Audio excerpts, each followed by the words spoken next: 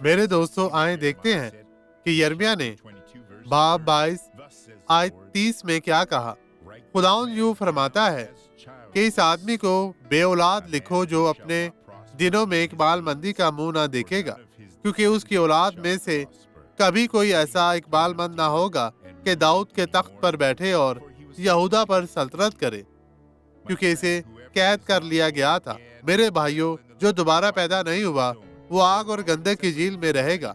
وہ آدم کے گناہ کی وجہ سے پیدائش سے پہلے ہی خدا سے الگ ہو چکے ہیں۔ آپ کو یسوع کو اپنے نجات دہندہ کے طور پر قبول کرنا ہے۔ اسے خداوند کے طور پر قبول کریں اور آپ دیکھیں گے کہ آپ کی زندگی میں کیسی خوشحالی اور بحالی آتی ہے۔ آپ کی زندگی بدل جائے گی اور ابدی زندگی میں آپ نجات پائیں گے۔ خداوند آپ کو برکت دے۔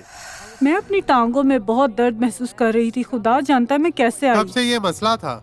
بہت مہینوں سے، مہینوں سے؟ کافی عرصہ ہو گیا۔ جی اور ہاں، بہت درد ہوتی؟ ہاں، اور آج کیسے میں آنے چلتی؟ سے خود کو آپ گھسیٹ کیسے رہی چلتی تھی تھی؟ ہمیں دکھائیں۔ اس طرح۔ اس طرح جی تو آپ معمول سے چلیں، یسوع کے نام میں آگے بڑھیں۔ خداوند آپ کو برکت دے رہا ہے۔ یہ درد تکلیف اب ختم ہو چکی ہے۔